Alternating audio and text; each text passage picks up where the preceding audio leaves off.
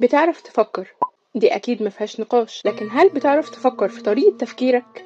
التفكير النقدي مش معناه إنك تكون سلبي وبتنقد كل فكرة، لكن معناه إنك تكون فلتر لكل معلومة بتجيلك.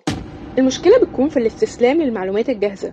عايشين في عصر كله معلومات وأغلبنا بيستقبلها زي ما هي من غير ما نسأل إيه الدليل، إيه الافتراضات اللي مبني عليها الكلام ده، وبنقع في فخ التحيز التأكيدي، إننا بندور بس على المعلومات اللي بتأكد اللي إحنا مقتنعين بيه من غير ما نشكك في المعلومة دي سواء كانت صح أو غلط. التفكير النقدي هو مهارة تشريح الأفكار، هي إنك تحول المعلومة من حقيقة لفرضية قابلة للاختبار. المهارة دي بتعتمد على الشك المنهجي، إنك تتعمد تشوف الموضوع من كل الزوايا وتفكر في السيناريو المعاكس. القائد الحقيقي اللي بيفكر تفكير نقدي بيقدر ياخد قرارات مبنية على حقائق قوية جدا، مش مجرد آراء وعواطف. التفكير النقدي بيحول عقلك من مجرد صندوق استقبال لمصنع لإنتاج القرارات الصحيحة المناسبة للموقف الحالي وللخطط المستقبلية.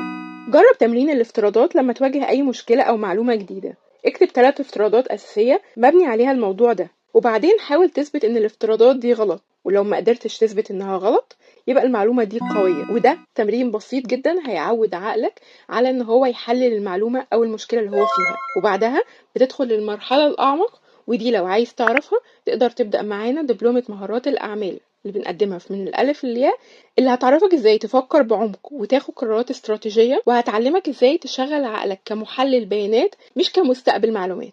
ابعت لنا واحجز مكانك دلوقتي في الدبلومة وابدأ معانا، ولو عندك أي سؤال اكتب لنا في التعليقات وهنرد عليك.